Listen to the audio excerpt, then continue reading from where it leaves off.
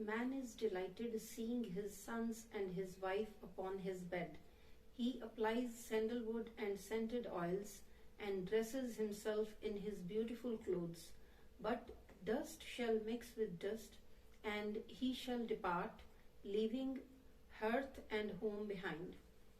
He may be called a chief, an emperor, a king, a governor, or a lord. He may present himself as a leader or a chief, but these statuses just burn him in the fire of egoistic pride. The self-willed Manmukh has forgotten the Naam. He is like a straw burnt by the forest fire.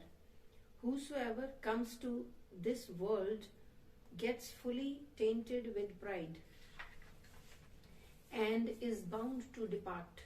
The entire world is a chamber of soot. The body, mind, and human frame are all blackened with it and turned into ashes. Those who are saved by the Guru are immaculate and pure through the word of the Shabad. They extinguish the fire of desire. O Nanak, they swim across with the true name of the Lord, the King above the heads of the kings. May I never forget the name of the Lord. I have bought the jewel of the Lord's name. The self-willed Manmukhs rot and die in the terrifying world, ocean, while the Gurmukhs cross over this bottomless ocean. Sri Rag First Guru, House 2, making his home a halting place. Man sits there, but he ever has a lurking fear to depart.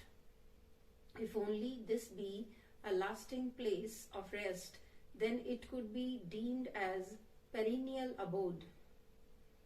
What sort of a resting place is this world? Doing deeds of faith, prepare the supplies for the onwards journey and remain committed to the name. The yogi squats in devotional posture and the mullahs sit at their place of rest. The Brahmas recite books and Siddhas, men of miracles, sit in the temples of their gods.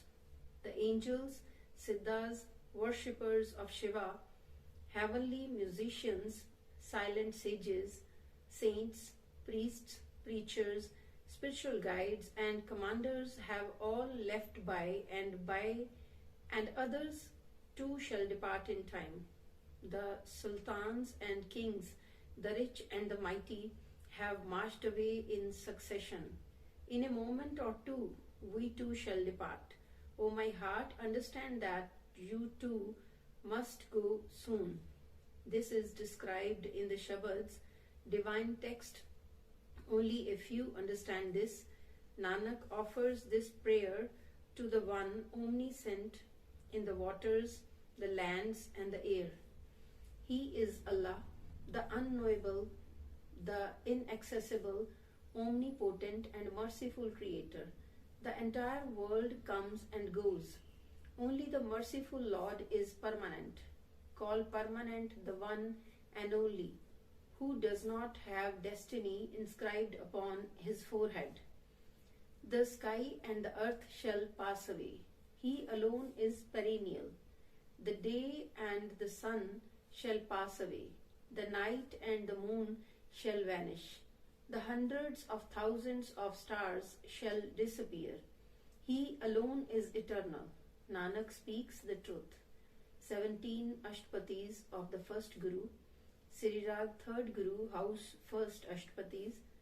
The Creator of all is but one. By the grace of the true Guru, he is realized. By God's grace, the Gurmukh practices worship. Without the Guru, there is no devotional worship. One who merges his own self with him understands and so becomes pure. The dear Lord is true, and true is the word of his Bani. Through the word of the Shabad, union with him is attained. O brother, what for has the mortal come into this world if he is bereft of Lord's service and meditation? If he has not served the perfect Guru, he has wasted his life in vain. The Lord himself, who is the life of the world, is the bestower. He himself forgives and unites us with himself.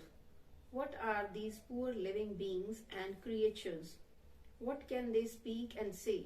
God himself grants glory to the Gurmukh. He joins him in his divine service. Beholding your family, you are lured away by emotional attachments. But when you leave, they will not go with you. Serving the true Guru, I have found the treasures of excellence. Its value cannot be estimated. The dear Lord God is my best friend. In the end, he shall be my companion and support. Munificent Lord, life of the world is in the parent's home, world. The self-willed manmukhs, by ignoring him, have lost their honor. Sans true Guru, no one knows the way to the Lord. Those blind to his teachings find no place of rest. If the Lord, the bestower of peace, does not dwell in their mind, they shall depart in regret at the end. In this world of my Father's house, through the Guru's teachings, I have caused to dwell within my mind the great bestower, the life of the world. He, whoever meditates on the Lord day and night, rids his heart of the ego and worldly love, and then, imbued to him, truly gets absorbed and merges in the true one. By his grace, God blesses man with his love, and he ponders on the Guru's word. In serving the true Guru springs peace and poise, and one's ego and desires are discarded. God, the bestower of virtue, ever abides within the mind of the devotee who keeps the truth enshrined within his heart. My Lord is ever pure. With pure mind he can be found. If the treasure of the God's name abides within the mind, ego and sorrow are eliminated. The true Guru has instructed me in the word of the Shabad, I am forever a sacrifice unto him. Within one's mind, one may say anything, but without the Guru, selfishness and conceit are not eradicated. The dear Lord is the lover of his devotees, the bestower of peace. By his grace, he abides within the mind.